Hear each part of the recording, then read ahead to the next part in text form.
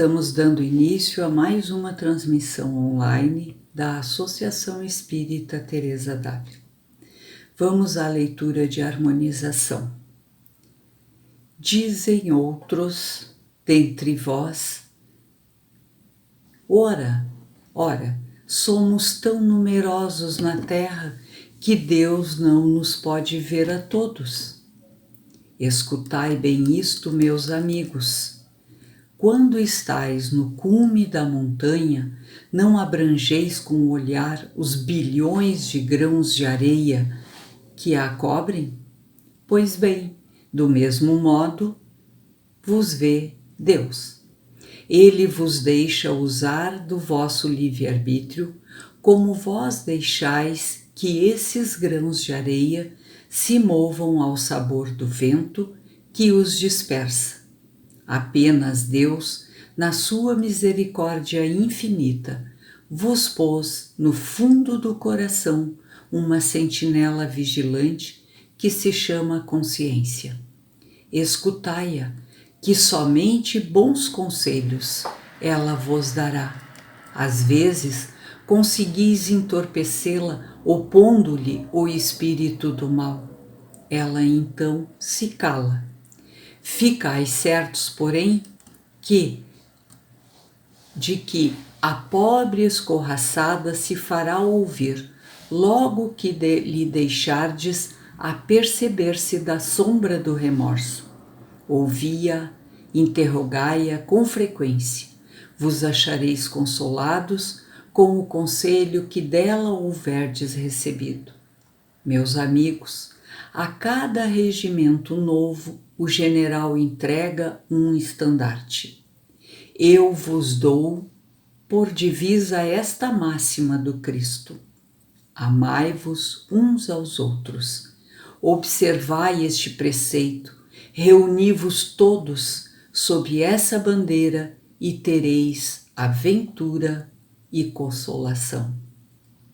Um espírito protetor, Lyon, 1860. Vamos então agora fazer uma pequena prece de abertura.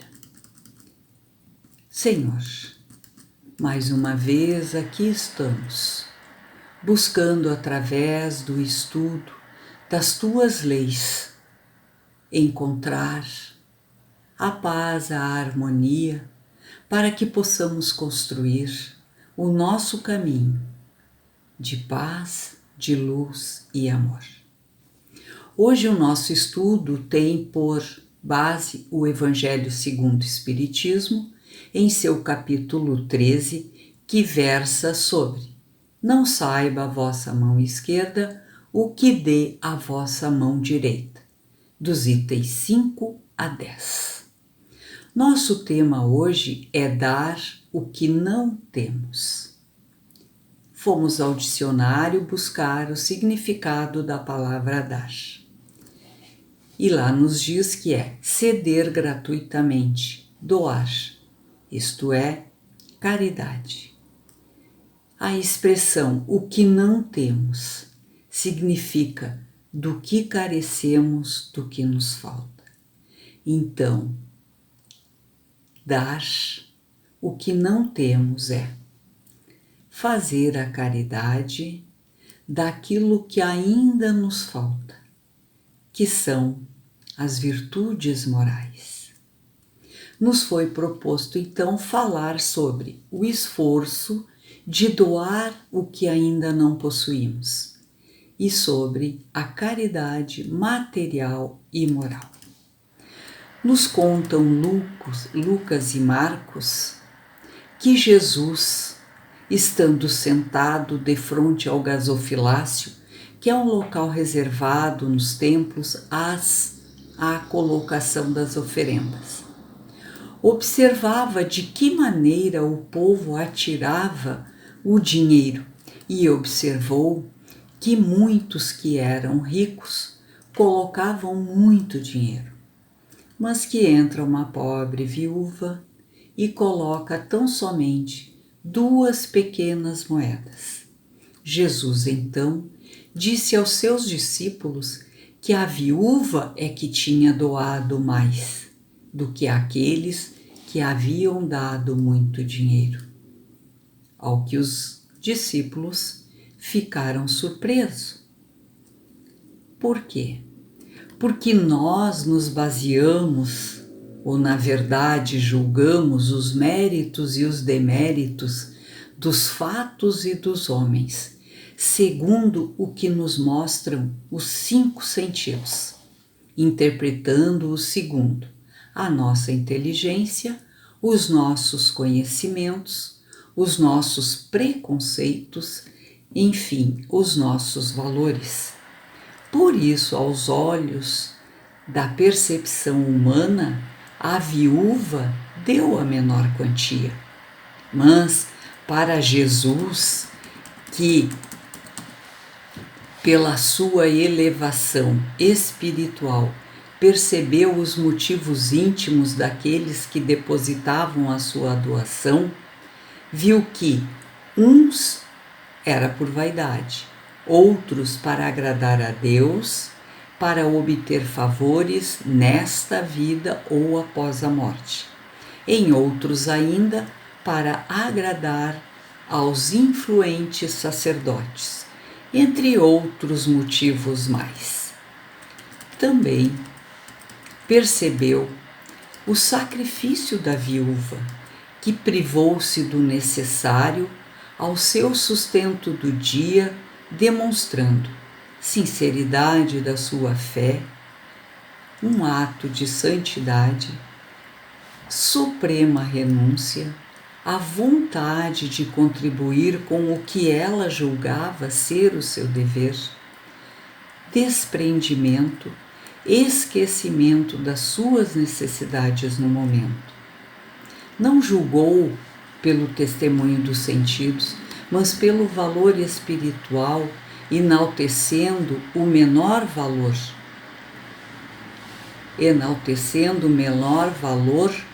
pelos valores morais que expressavam e não pelo valor material. Kardec nos lembra que a verdadeira caridade nos faz pensar nos outros antes que pensemos em nós. E também escreveu sobre as pessoas que dizem lamentar não possuir recursos materiais para fazer o bem, porque se os tivessem, os aplicariam em benefício dos necessitados. Ele então pergunta: estariam estas pessoas realmente imbuídas da vontade de fazer a caridade? Será que não pensariam primeiro em si para dar aos pobres apenas o que lhes sobrasse? Quem tenha a preocupação de auxiliar dando o que lhe sobra, está sim ajudando quem precisa, mas não pode considerar-se caridoso, um espírito evoluído, merecedor das bênçãos divinas. Deve refletir sobre o significado da palavra caridade como exercício de amor ao próximo, no esforço de desenvolver este sentimento em si mesmo. Não merece censura quem assim age, porque como Jesus não censurou os ricos que colocavam no gasofilaço grandes quantias de dinheiro, mas deve saber que dar do que sobra não é a verdadeira caridade. As pessoas que estão interessadas em fazer o bem e não possuem recursos para isso, devem consolar-se com o exemplo do óbolo da viúva, que foi por Jesus o mais valorizado. E não é só com dinheiro que as lágrimas podem ser enxugadas. Quem deseja ajudar sempre encontra uma oportunidade de realizar seu desejo, visto que não existe na Terra uma só pessoa, no livre gozo de suas faculdades, que não possa prestar algum serviço, dar uma consolação, amenizar um sofrimento físico ou moral, tomar uma providência útil. Não Na falta do dinheiro, não pode cada qual doar do seu esforço, do seu tempo, do seu repouso para oferecer um pouco aos outros? Isso também é a esmola do pobre, o óbolo da viúva. Jesus nos aconselhou que quando convidarmos para um festim, devemos convidar os pobres, os estropiados, os coxos e os cegos.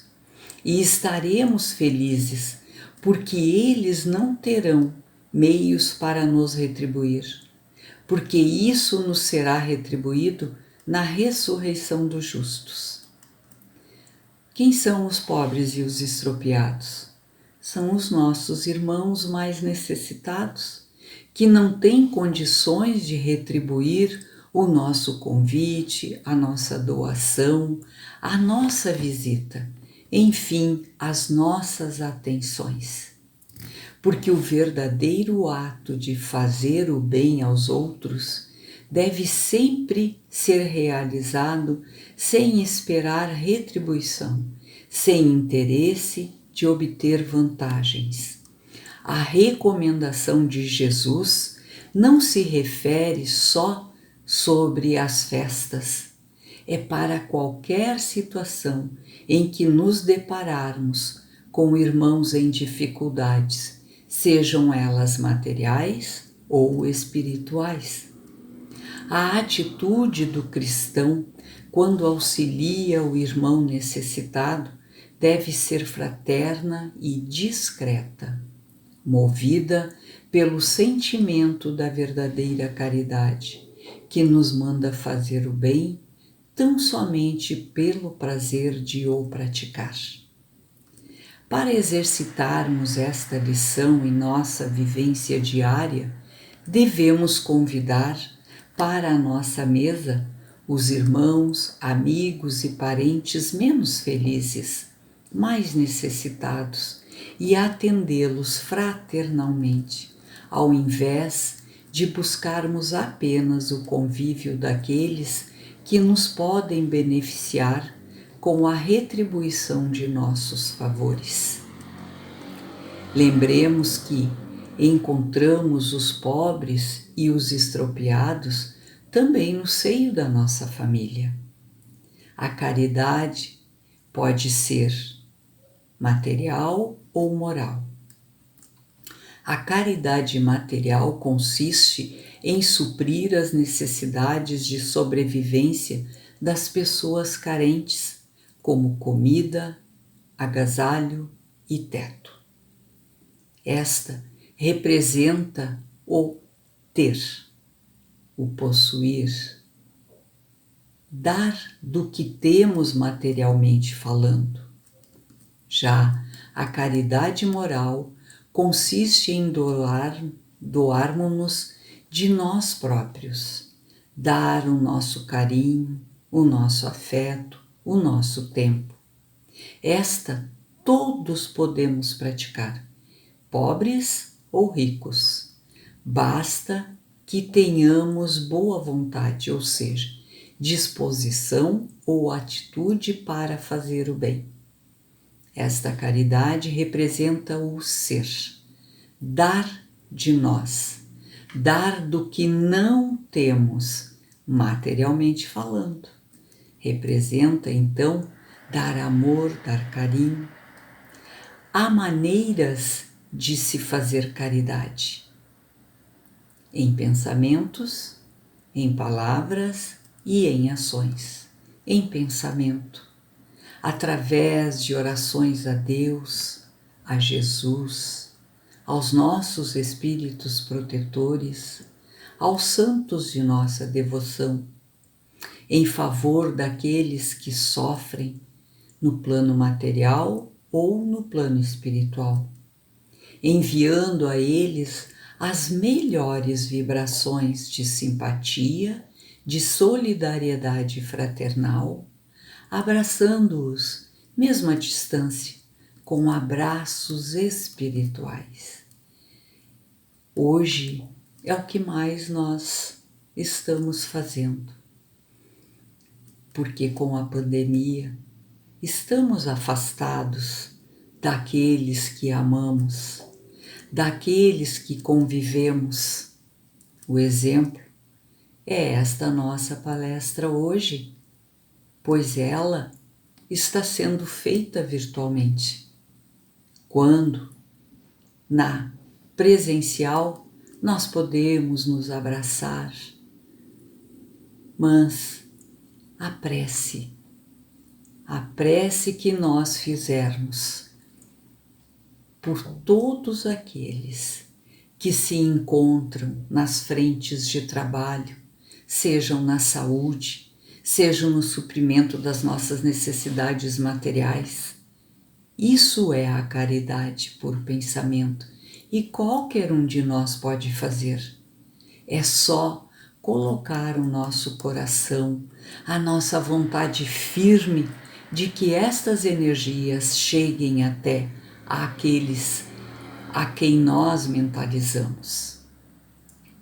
Podemos também fazer caridade em palavras, com conselhos e esclarecimentos sinceros, vindos tanto da razão quanto do coração, que evidencia a vontade de vê-los mais confiantes em Deus, em si mesmo e nos homens.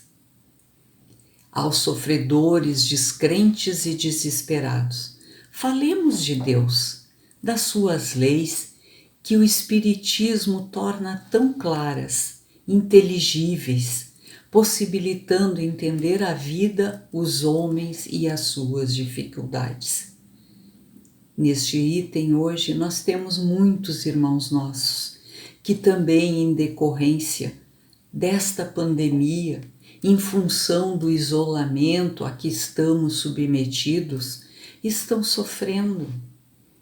Possamos nós falar de Deus para eles através de uma mensagem, de uma ligação telefônica, enfim, da forma que pudermos fazer, para que possamos fortalecer a eles, para que eles possam encontrar em si a força que Deus colocou em cada um de nós.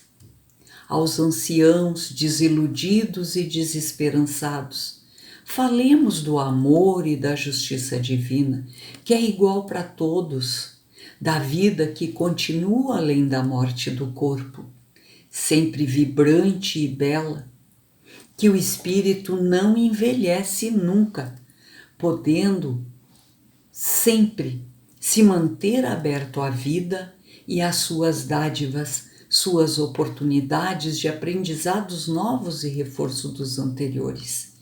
Veja, aqui é uma injeção de esperança que nós podemos passar para os nossos anciãos, muitas vezes até para os nossos pais. Então, podemos também, com relação às crianças, que já estão muitas delas viciadas nas más companhias, falemos a elas que existe um Pai, que tudo vê, que tudo percebe, que se preocupa com elas e com toda a humanidade. Não cansemos de repetir estas palavras. Em ações também praticamos a caridade, porque o exemplo é sempre o melhor professor e a melhor caridade, porque demonstra aos demais que os ensinos de Jesus são possíveis de serem vivenciados na Terra, por pessoas imperfeitas que somos todos nós, mas que se esforçam por agir segundo os preceitos de Deus. Os atos caridosos dão origem a amigos para a eternidade, demonstrando a quem os recebe e a quem deles participa que a bondade e a caridade não são qualificações impossíveis para os homens. Deus nos criou a todos espíritos simples e ignorantes, e nos deu o livre-arbítrio para que tivéssemos a liberdade de escolha. Nos deu a perfectibilidade que nos torna possíveis de aperfeiçoar-nos sempre. E nos deu uma sentinela vigilante que se chama consciência, pois é nela que estão gravadas as leis divinas, e por isso que sabe nos dar bons conselhos sempre que buscamos ouvi-las. Para concluirmos, vamos revisar os aprendizados do estudo. Que todos somos chamados sempre e sempre dispomos de meios para servir ao nosso próximo. O mérito da nossa ajuda, entretanto, não tem qualquer relação com seu valor material, que a generosidade, o despreendimento que acompanham o gesto que importa, que aquilo que a gente entregar, que a gente der para alguém, que ele esteja carregado de boas energias, de vontade que isto realmente faça o bem ao nosso irmão, com muito amor. Foi o que fez a viúva que colocou as 2 pequenas moedas. Ela deu de tudo que ela tinha materialmente e deu muito mais, porque ela deu do seu sentimento, ela deu do seu amor, ela deu da sua renúncia.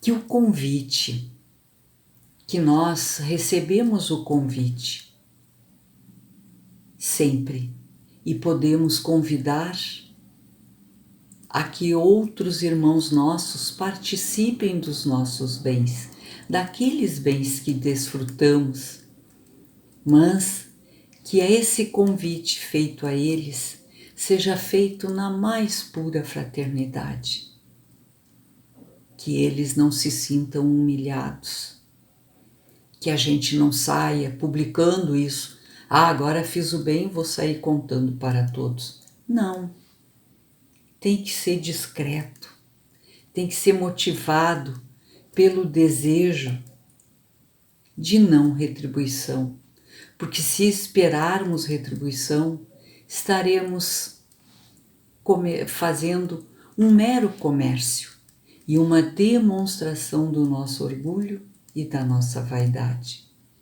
E lembramos que são os pobres e os estropiados que nós devemos convidar para a nossa mesa. Que o preceito de Jesus de amai-vos uns aos outros se manifesta na prática da caridade, tanto moral quanto material, sendo que o maior valor tem a caridade moral, porque ela exige de nós a prática do verdadeiro sentimento de fraternidade, espírito de renúncia e tolerância.